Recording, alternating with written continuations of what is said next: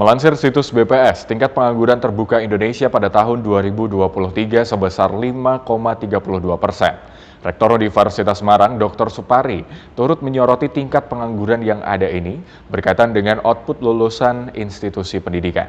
Ia berharap agar para calon dapat berfokus untuk beradu gagasan dalam mengatasi hal tersebut. Mengusung tema kesejahteraan sosial, kebudayaan, pendidikan, teknologi informasi, kesehatan, ketenaga kerjaan, sumber daya manusia, dan inklusi, debat Capres terakhir pada Minggu mendatang mendapat sorotan dari Rektor Universitas Semarang Dr. Supari STMT. Dirinya mengaku menunggu saat ini di mana tema pendidikan diangkat dalam debat Capres. Tema ini yang ditunggu-tunggu oleh insan-insan pendidikan, terutama di pendidikan tinggi seperti saya sebagai Rektor Universitas Semarang, sebuah universitas, tentu menunggu hal ini akan diangkat menjadi salah satu tema di debat Capres atau Cawapres.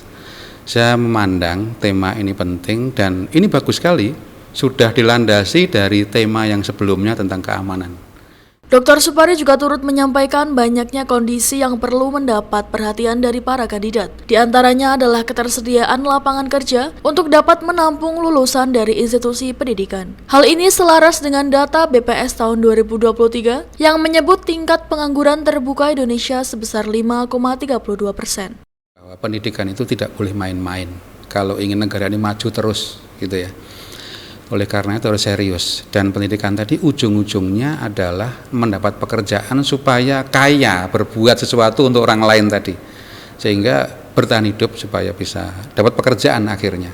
Jadi pemerintah beberapa puluh tahun terakhir itu sudah menomorsatukan relevansi, yaitu bahwa output dari pendidikan itu harus sesuai dengan lapangan kerja. Akhirnya ini pendidikan ini nggak bisa dipisahkan dari lapangan kerja, Mas Bayu. Saya sendiri mengambil belajar bidang ini itu karena ingin bekerja di situ. Gitu. Jadi kita semua begitu ya, Mas Bayu. Kita ingin jadi wartawan, maka belajar ilmu komunikasi dan seterusnya ya. Sehingga isu tentang pendidikan dengan isu tentang pekerjaan itu tidak bisa dipisahkan. Satu lagi sebenarnya, isu yang penting di sini adalah tentang kesehatan. Jadi apa artinya kita pinter banget ya, tapi ternyata kita nggak sehat. Dan itu sangat fatal di Indonesia ini, kalau kita nggak sehat, kita nggak tahu akan habis uang berapa. Ini isu yang sangat menarik ya. Saya kupas dulu dari pekerjaan ya. Jadi pekerjaan mesti termapping dengan jelas, sehingga kita, adik-adik kita, anak-anak kita yang akan sekolah itu jelas nanti akan bekerja di situ.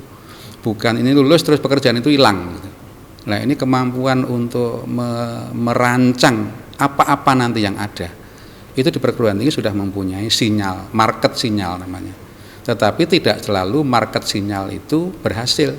Karena ini tanggung jawab kita semua. Pemerintah juga bertanggung jawab menyediakan lapangan kerja dan menginformasikan bahwa 5 tahun, 10 tahun ke depan itu lapangan kerjanya seperti ini. 20 tahun ke depan Indonesia emas 2045 nanti lapangan kerjanya ini. Itu di mapping semua sehingga dari sekarang sudah dididik sejak PAUD. Sejak lalu TK, lalu pendidikan dasar, pendidikan menengah dilanjutkan. Tidak bisa pendidikan tinggi hanya fokus pendidikan tinggi karena raw materialnya dari SMA, sekolah menengah. Tidak bisa sekolah menengah sendiri karena raw materialnya dari menengah tingkat pertama dan dasar dan PAUD. Dan kita semua bertanggung jawab di situ. Bukan cuma pemerintah, bukan cuma Pak dosen, bukan cuma Pak guru, tetapi keluarga di rumah dan semua sistem yang support ke proses perkembangan anak yang sedang sekolah ini menjadi sangat penting sekali. Tadi ada keamanan tentang kesehatan juga tadi. Rektor Universitas Semarang juga turut mengajak seluruh masyarakat Indonesia untuk dapat turut menyaksikan dan mengawal pesta demokrasi 5 tahunan ini. Debat Capres terakhir di periode ini ya, nanti tanggal 4, itu penting untuk kita simak bersama teman-teman semuanya sebagai bentuk bahwa kita care pada keberlangsungan negeri ini, kemajuan negeri ini.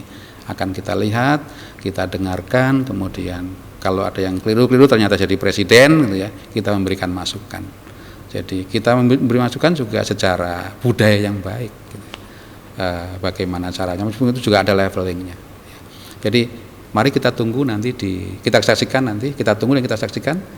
tanggal 4 Februari debat Capres yang kelima dengan isu-isu salah satu tentang pendidikan yang sangat menarik itu. Dan itu mesti kolaborasi terkait dengan pekerjaan, dengan kesehatan dan keamanan. Semoga kita bisa memberikan kontribusi untuk 5 tahun ke depan dengan presiden yang baru nanti. Yang terbaik. Terima kasih.